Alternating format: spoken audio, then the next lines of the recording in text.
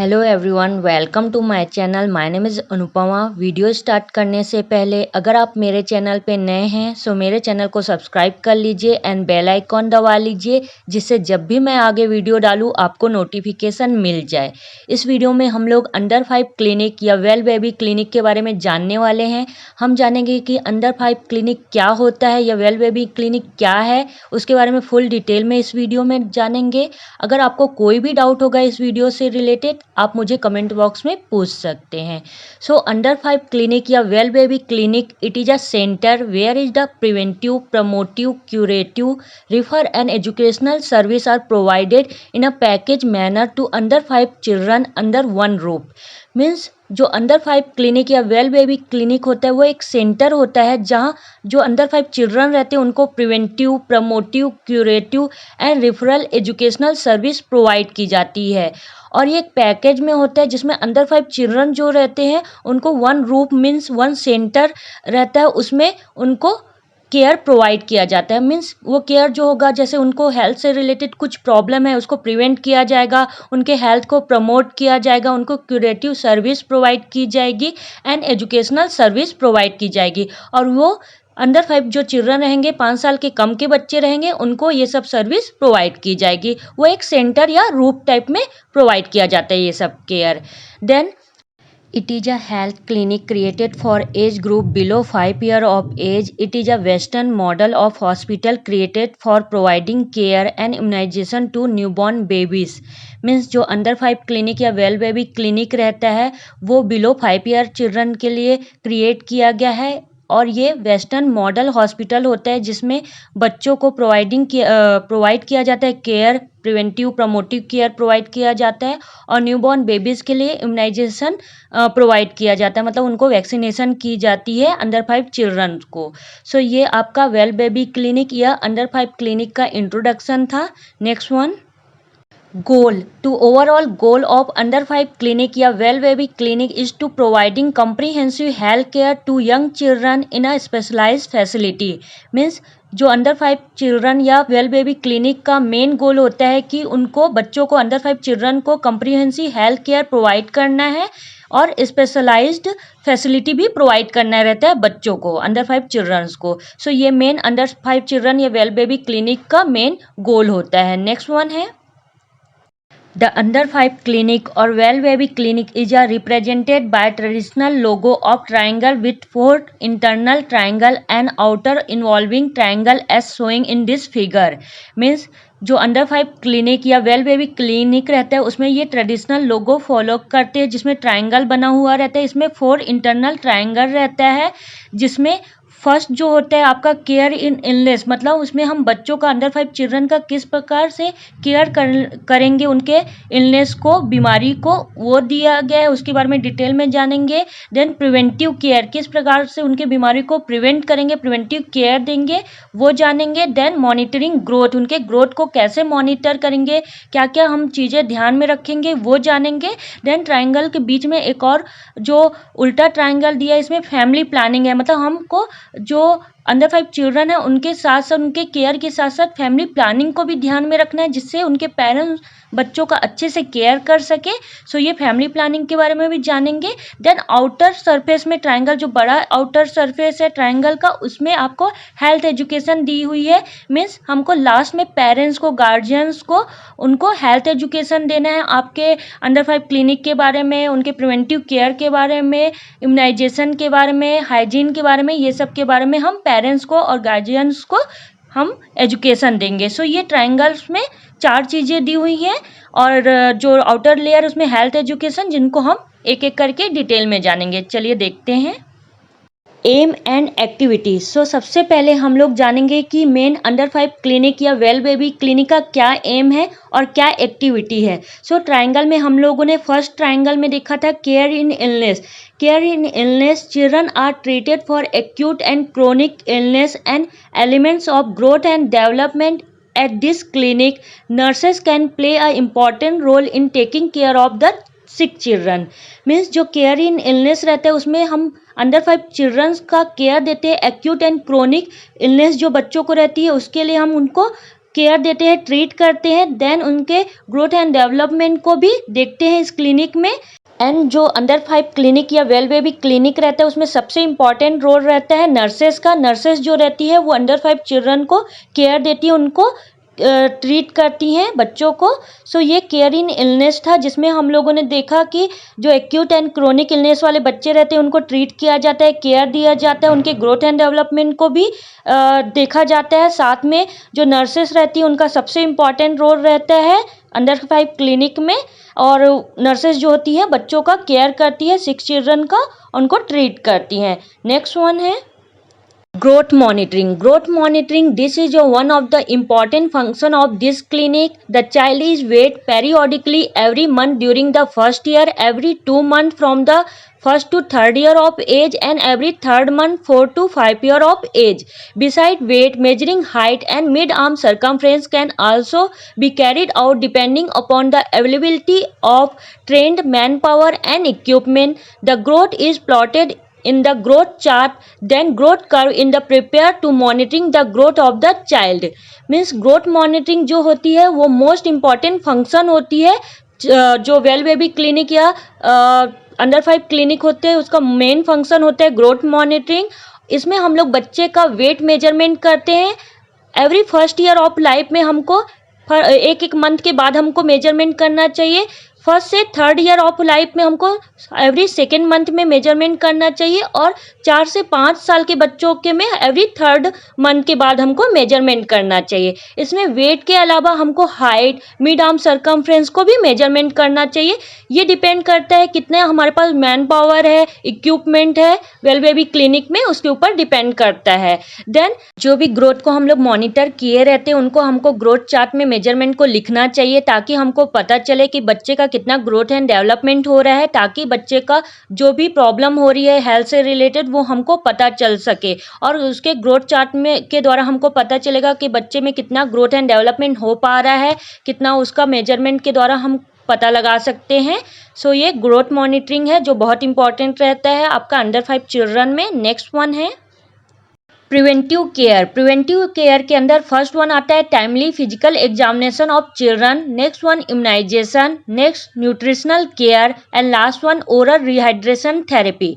सो preventive care के अंदर जो फर्स्ट वन आता है timely physical examination of children, means हमको रूटीनली बच्चों का अंडर 5 चिल्ड्रन का फिजिकल एग्जामिनेशन, उनका ग्रोथ एंड डेवलपमेंट मॉनिटरिंग करते रहना चाहिए, हेड टू टो एग्जामिनेशन करते रहना चाहिए, ताकि अगर बच्चे में कुछ भी ग्रोथ रिटार्डेशन या ग्रोथ प्रॉब्लम होती है या हेड टू टो कुछ भी उनको हेल्थ से रिलेटेड प्रॉब्लम होती है तो हमको पता लग सके। इसलिए हमको हमेशा रूटीनली बच्चों का फिजिकल एग्जामिनेशन, ग्रोथ मॉनिटरिंग करते रहना चाहिए।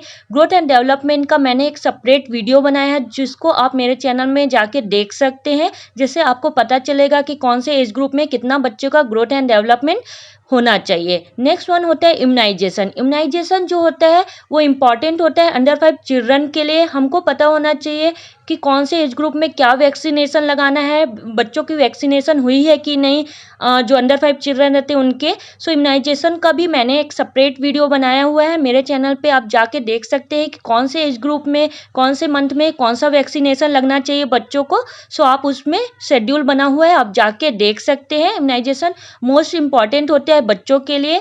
नेक्स्ट वन होता है न्यूट्रिशनल केयर। न्यूट्रिशनल केयर हमको मदर्स का साथ साथ में जो अंडर 5 चिल्ड्रन रहते हैं उनको न्यूट्रिशनल डाइट, बैलेंस डाइट खिलाते रहना चाहिए, ताकि उनमें जो भी न्यूट्रिशन से रिलेटेड प्रॉब्लम होती है, विटामिन ए डिफिशियंसी या प्रोटीन एनर्जी माल न्यूट्रिशन या अदर कोई भी न्यूट्रिशन से प्रॉब्लम होती है वो ना हो पाए, तो इसलिए उनको हमको न्यूट्रिशन केयर को ध्यान में रखना है। न्यूट्रिशन केयर के ऊपर भी मैंने एक वीडियो बनाया हुआ है वीनिंग के ऊपर, कि हमको आफ्टर 4 to 6 मंथ के बाद बेबी को किस प्रकार का डाइट देना चाहिए, कब कब क्या क्या खिलाना चाहिए, उसके ऊपर सेपरेट वीडियो बना हुआ है, आप जाके देख सकते हैं। लास्ट वन होता है oral rehydration therapy. Oral rehydration therapy बच्चों के लिए बहुत इंपॉर्टेंट होती है। इसमें हम लोग डेंटल कैरीज ओरल रिहाइड्रेशन के बारे में जानते हैं बच्चों के, कि उनके डेंटल में या ओरल में कुछ प्रॉब्लम तो नहीं हो रही है, अल्सर या कुछ भी अनहाइजीनिक इन्फेक्शन तो नहीं हो रहा है, ये हमको ध्यान में रखना है। सो ये होता है प्रिवेंटिव केयर, जिसमें हम लोग बच्चे का physical examination, immunisation, nutrition care and oral rehydration therapy देखते हैं।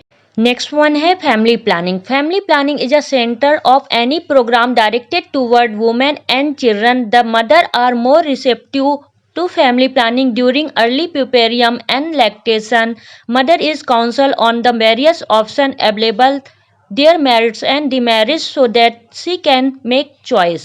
So family planning जो होता है वो मेन सेंटर होता है किसी भी प्रोग्राम के लिए, और ये डिपेंड करता है वुमेन एंड चिल्ड्रन के ऊपर। मदर जो होती है वो फैमिली प्लानिंग के लिए मोर उसकी चॉइस होती है कि वो लैक्टेशन प्यूपेरियम टाइम में किस प्रकार से, और या अदर कोई उसको जो भी चॉइस चाहिए रहती है कि वो फैमिली प्लानिंग कर सके, उसके लिए काउंसलिंग लेती है, और उसके ऊपर फुली डिपेंड करता है कि वो किस प्रकार का ऑप्शन चाहिए रहता है उसको फैमिली प्लानिंग के लिए।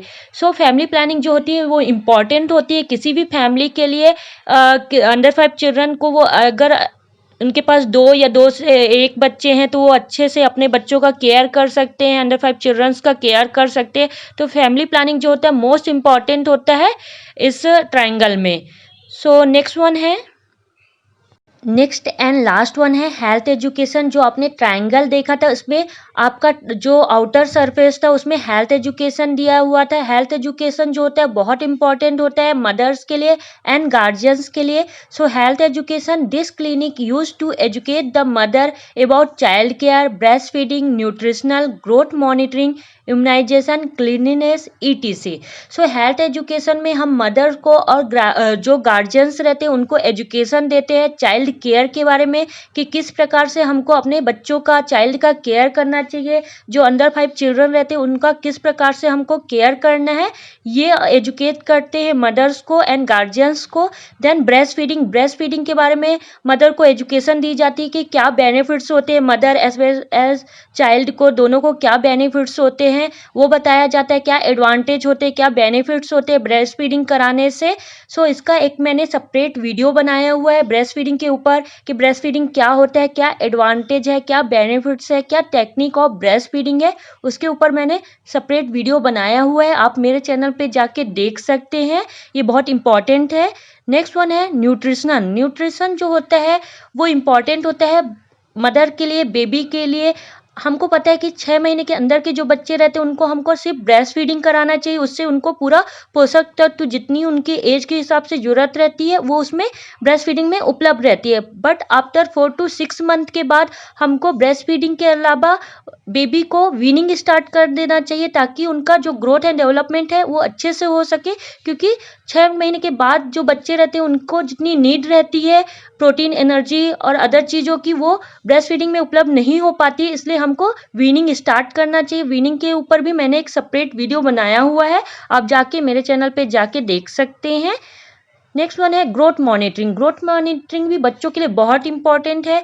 ग्रोथ मॉनिटरिंग हम करेंगे सो उससे हमको पता चलेगा कि बच्चे का कितना ग्रोथ हो रहा है, कितना डेवलपमेंट हो रहा है। उसका मेजरमेंट करने से उनमें पता चलता है कि कोई रिटार्डेशन, ग्रोथ प्रॉब्लम या फेलियर तो नहीं हो रहा है, इसलिए ग्रोथ मॉनिटरिंग भी बहुत इंपॉर्टेंट होती है बच्चों के लिए। ये हमको मदर को बताना है, एजुकेट करना है। नेक्स्ट वन है इम्यूनाइजेशन। इम्यूनाइजेशन के बारे में भी मदर को एजुकेट करना है, उनको चार्ट देना है, इम्यूनाइजेशन शेड्यूल का चार्ट देना है कि आपके बच्चे जो भी एज ग्रुप के हो, जो भी मंथ के, उनको इम्यूनाइजेशन हुआ है कि नहीं। अगर जिस मंथ का होता है बेबी, जाके उनको इम्यूनाइजेशन कराना चाहिए, उनको वैक्सीनेशन कराना चाहिए, जिससे उनको बहुत सारी बीमारियों से वो सुरक्षित हो सकते हैं। उनको जो भी इन्फेक्शन या बैक्टीरिया, वायरस इन्फेक्शन हो रहा है वो नहीं हो पाएंगे अगर वो अच्छे से इम्यूनाइजेशन कराएंगे तो। नेक्स्ट वन होता है क्लीनिनेस। हाइजीन भी मेंटेन करना बहुत इंपॉर्टेंट होता है बच्चों का, जिससे उनको इन्फेक्शन या कोई भी इन्फेक्शन से रिलेटेड डिसीज़ नहीं हो पाती है। तो हाइजीन भी मेंटेन करना बहुत ज़रूरी है, ये भी हमको मदर को, उनके गार्जियन को एजुकेट करते रहना चाहिए। सो ये आपका हेल्थ एजुकेशन था जिसमें बच्चे लोग के लिए मदर्स को और उनके गार्जियन को एजुकेशन देना है कि बच्चे को हम कैसे क्लीन रख सकते हैं, कैसे इम्यूनाइजेशन शेड्यूल को मेंटेन करेंगे, हाइजीन को कैसे मेंटेन करेंगे, देन न्यूट्रिशन केयर क्या क्या देंगे, ब्रेस्ट फीडिंग के बारे में एजुकेशन देना है। सो ये आपका हेल्थ एजुकेशन था। नेक्स्ट वन है रोल ऑफ नर्स। हम लोग जानते हैं कि जो अंडर 5 क्लिनिक या वेल बेबी क्लिनिक होता है, इसमें सबसे इम्पॉर्टेंट रोल जो होता है वो नर्सेस का होता है। सो नर्सेस का क्या क्या रोल होता है वो हम जानते हैं। First, selection of place and day of clinic, nurses जो होती है वो सिलेक्ट करती है कौन से प्लेस में कौन से दिन पे हमको क्लिनिक को लगाना है या क्लिनिक बच्चों के लिए ओपन करना है। सेकेंड, अरेंजिंग इक्विपमेंट, नर्सेज जो होती है वो इक्विपमेंट को अरेंज करती हैं, वो भी रोल नर्सेज का होता है। Next one, arranging the entertainment facility, हम जानते हैं कि जो वेल बेबी क्लिनिक या अंडर 5 क्लिनिक होते हैं वो बच्चों के लिए होता है, अंडर 5 चिल्ड्रन के लिए। सो बच्चों को अगर हम हॉस्पिटल टाइप का दिखाएंगे इन्वायरमेंट तो बच्चे डरेंगे, वो उनको ट्रीट अच्छे से नहीं कर पाएंगे, इसलिए हमको जो क्लिनिक होती है उसको इंटरटेनमेंट टाइप का रखना चाहिए कि वो बच्चों के अकॉर्डिंग, अंडर 5 चिल्ड्रन के अकॉर्डिंग वो दिखाई दे, इसलिए उनको एक कार्टून टाइप का या इंटरटेनमेंट जो भी टॉय हो उपलब्ध हो सकते हैं वो नर्सेस उपलब्ध कराती हैं। नेक्स्ट वन है प्रोवाइडिंग इम्यूनाइजेशन सर्विस, जो नर्सेस होती हैं वो इम्यूनाइजेशन सर्विस प्रोवाइड करती है बच्चों के लिए। Then giving warm welcome to mother and children, जो नर्सेस रहती है वो मदर्स को एंड चिल्ड्रन को वार्म वेलकम करती हैं। Maintain growth chart and immunisation card, जो नर्सेस रहती है वो जो ग्रोथ चार्ट है उसको मेंटेन करती हैं, इम्यूनाइजेशन कार्ड को भी मेंटेन करके रखती हैं। देन नेक्स्ट वन है recording general examination, nutritional level and weight of the child, जो नर्सेस रहती है वो रिकॉर्ड करती है जनरल एग्जामिनेशन को, न्यूट्रिशनल लेवल को and weight of the child को। सो ये नर्सेस का रोल रहता है। इसके अलावा भी अदर रोल है। Assist growth and development of the child, जो नर्सेस रहती है वो बच्चों का अंडर 5 चिल्ड्रन का ग्रोथ एंड डेवलपमेंट को असिस्ट करती हैं। Carried out physical examination, physical examination वो चेक करती है routinely. Then preventive and treatment of general disease and injury and refer to the critical patient, जो नर्सेस रहती है वो प्रिवेंटिव केयर एंड ट्रीटमेंट देती है जनरल डिसीज को, और अगर कुछ इंजरी होता है उसको ट्रीट करती हैं, और अगर कोई क्रिटिकल पेशेंट रहते हैं उसको रिफर करती है किसी अच्छे हॉस्पिटल में। Then next one providing health education to mother, last में मदर को हेल्थ एजुकेशन देती है जो नर्सेस रहती है। हमने जाना था कि किस प्रकार का हेल्थ एजुकेशन दिया जाता है मदर को, उनको उनके ग्रोथ के बारे में, मॉनिटरिंग के बारे में बताया जाता है। देन हाइजीन के बारे में एजुकेट किया जाता है कि बच्चों को किस प्रकार से क्लीन रखना चाहिए, हाइजीन मेंटेन करना चाहिए। देन ब्रेस्ट फीडिंग के बारे में एजुकेट किया गया था कि उनको किस प्रकार से हमको ब्रेस्ट फीडिंग कराना चाहिए, क्या टेक्निक होता है, क्या एडवांटेज है ब्रेस्ट फीडिंग का, ये पूरा एजुकेट करना चाहिए। देन वीनिंग और न्यूट्रिशन के बारे में भी एजुकेशन दिया जाता है। तो ये इस प्रकार का हेल्थ एजुकेशन दिया जाता है मदर्स को, जो मोस्ट इंपॉर्टेंट होता है हेल्थ एजुकेशन। सो ये सब जो रोल होते हैं वो नर्सेस के होते हैं, कि नर्सेस जो होती है वो मेन रोल प्ले करती है अंडर 5 चिल्ड्रन या वेल बेबी क्लिनिक में। सो इस वीडियो में हम लोगों ने अंडर 5 क्लिनिक या वेल बेबी क्लिनिक के बारे में जाना। होप आप लोगों को ये वीडियो समझ में आया होगा। अगर किसी भी बच्चे को कोई भी डाउट होगा तो आप मुझे कमेंट बॉक्स में अपना क्वेश्चन पूछ सकते हैं। अगर अदर भी कोई क्वेश्चन होगा आपको नर्सिंग से रिलेटेड या पीडियाट्रिक्स से रिलेटेड, आप ज़रूर मुझसे इस वीडियो में पूछ सकते हैं। वीडियो देखने के लिए थैंक यू।